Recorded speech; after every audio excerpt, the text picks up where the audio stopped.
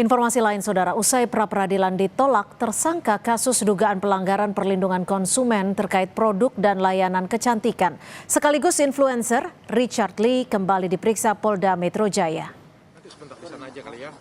Setelah gugatan pra-peradilan ditolak Pengadilan Negeri Jakarta Selatan, Richard Lee berjanji akan memberikan keterangan yang sejujurnya kepada penyidik Polda Metro Jaya mengenai produk kecantikan yang dijual. Richard Lee mengaku semua produknya sudah berizin sehingga tidak membahayakan keselamatan pengguna. Polisi juga telah menerbitkan surat pencegahan dan penangkalan atau cekal kepada Richard Lee.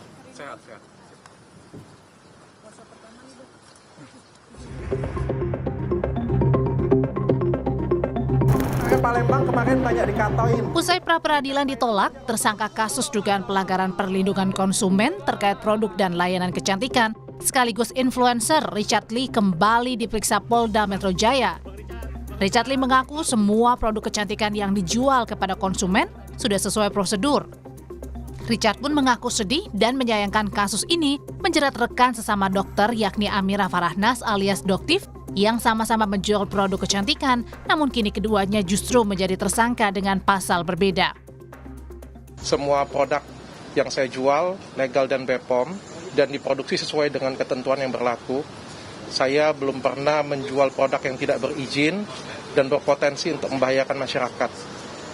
Secara pribadi yang buat saya sedih, konflik ini melibatkan 2 orang dokter, 2 orang sejawat, 2 orang yang profesinya sama-sama menjual skincare yang berakhir dengan saling lapor dan sama-sama jadi tersangka.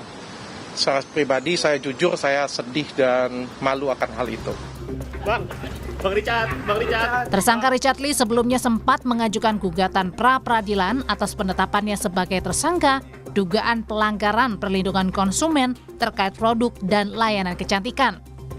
Kala di pra-peradilan, polisi mengatakan kasus Richard Lee tetap lanjut di Ditreskrimsus Polda Metro Jaya. Bahwa ditolak, ya kami sampaikan gugatan pra-peradilan dari tersangka DRL ditolak sepenuhnya.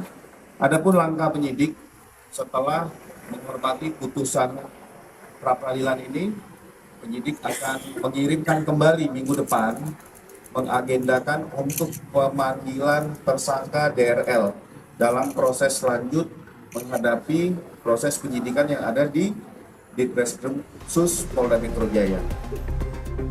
Kasus Richard Lee berawal dari laporan influencer Samira Farahnas atau dikenal dengan dokter detektif atau Doktif. Dalam laporannya, Richard Lee diduga melakukan pelanggaran perlindungan hak konsumen. Richard Lee selain sebagai pengusaha produk kecantikan, juga dikenal sebagai seorang kreator konten.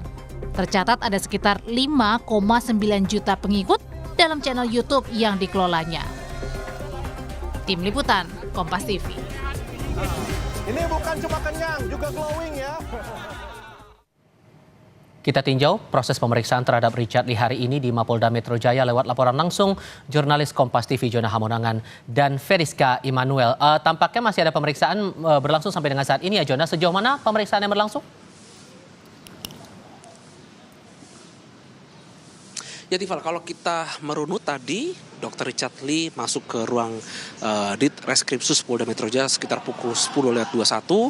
Sekarang jam saya masuki pukul 16.11, jadi kurang lebih sudah 6 jam dan masih berada di dalam. Jadi proses yang dilaksanakan adalah dalam rangka untuk pemeriksaan dan statusnya sudah sebagai tersangka, di mana penyidik tentu saja akan mendalami beberapa catatan penting, mengingat kalau kita lihat adanya dugaan, tidak hanya dugaan terkait dengan kesehatan, tapi juga adanya hak konsumen. Dan itu saja menjadi satu hal yang cukup penting untuk penyidik untuk bisa mengetahui. Seperti ketahui bahwa kasus ini sebenarnya bergulir cukup lama, di mana adanya temuan dari Doktif atau dokter detektif, di mana ditemukan adanya beberapa produk kecantikan yang dikeluarkan oleh Dr. Richard Lee ini ternyata diklaim ada bermasalah dengan izin Badan POM. Nah, inilah yang menjadi alasan mengapa keduanya bisa berseteru. Dan terkait dengan adanya hal ini, tadi sebelum masuk ke dalam, khususnya ke ruang Ditreskrimsus Polda Metro Jaya, tadi Dr. Richard Lee kepada awak media menekankan bahwa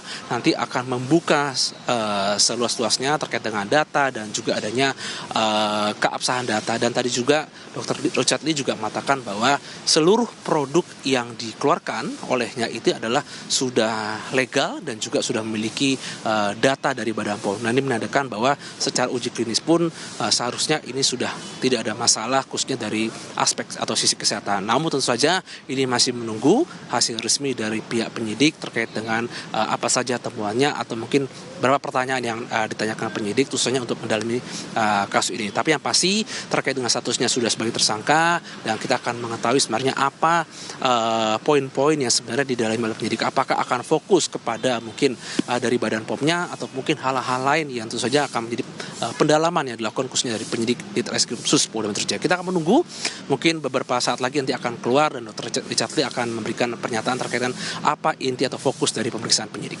Tifal. Jona Hamonangan dan Feriska Immanuel melaporkan langsung dari Mapolda Metro Jaya. Terima kasih.